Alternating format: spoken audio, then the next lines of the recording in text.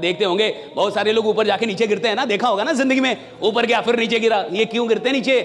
जब मैं ऊपर आ गया तो नीचे क्यों गिरा? ऊपर ही आना चाहिए था ना साहब, क्यों गिरा नीचे? क्या गिरने का मन था मेरा? जब आदमी ऊपर गया तो नीचे फिर क्यों गिर गया? क्या गिरने का मन था उसका? साहब इसलिए गिरा, दिमाग बंद कर लिया, सुनना छोड़ दिया, मानना छोड़ दिया। उसको लगने लगा मैं ही साला बापू, मेरे को सब कुछ आता है। और जिसको लगता है मुझे सब कुछ आता है, साहब उसका गिरना शुरू हो चुका, उसको पता नहीं गिर रहा है वो, गिर रहा है वो। किसी ने गुरुदेव से पूछा कि मेरा ब्रेकअप हो गया, मैं क्या करूं, मैं बहुत डिप्रेशन में हूं। तो रविशंकर जी ने, गुरुदेव ने कहा कि ब्रेकअप हो गया तो इसमें कहां प्रॉब्लम है, ये तो अच्छा हुआ कि प्रॉब्लम दूर हो गई, अब 7 अरब लोग हैं, सबसे मिल सकते हो। ये उनकी वीडियो है। उनका रिप्लाई है कि अगर वो ब्रेकअप नहीं होता तो तुम एक ही से चिपके रहते, अब तुम्हारे पास मौका है, अलग अलग ट्राई करके देखो। ये 7 अरब राइडा।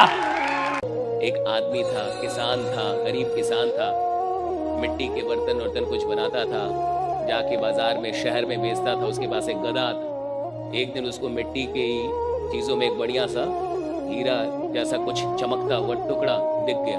उसने गधे के गले में बांध दिया कि मेरा गधा सुंदर लगे। उसको नहीं पता था कि वो हीरा है, तो उसने गधे के गले में बांध दिया। एक व्यापारी ने देखा कि गधे के गले में हीरा बंधा हुआ है, तो व्यापारी को भी नहीं पता था कि ये हीरा है, लेकिन चमक रहा था। तो उसने कहा कि ये दे दे मेरे को, उसी के गांव का।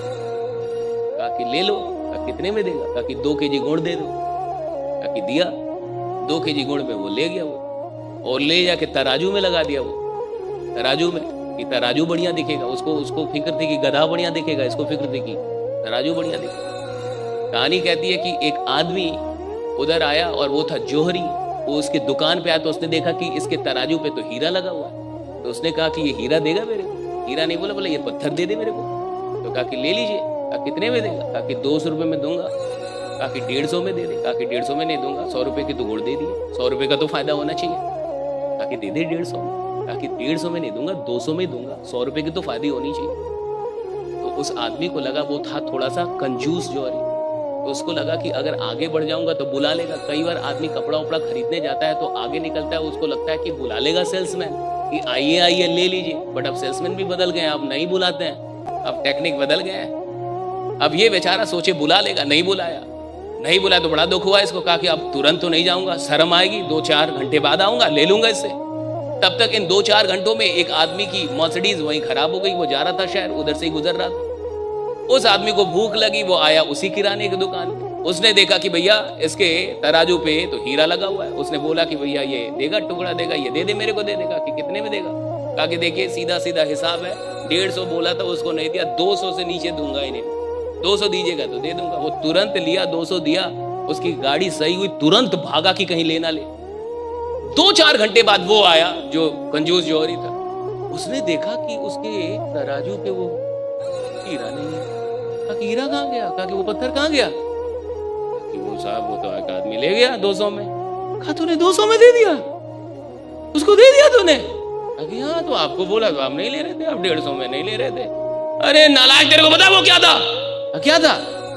हीरा था, वो लाखों की चीज थी और तूने 200 में दे दी। कितना बड़ा बेवकूफ है तू। तो उसने कहा कि मालिक मुझे तो नहीं पता था तो मैंने दे दिया, आपको कितना बड़ा बेवकूफ मानूं।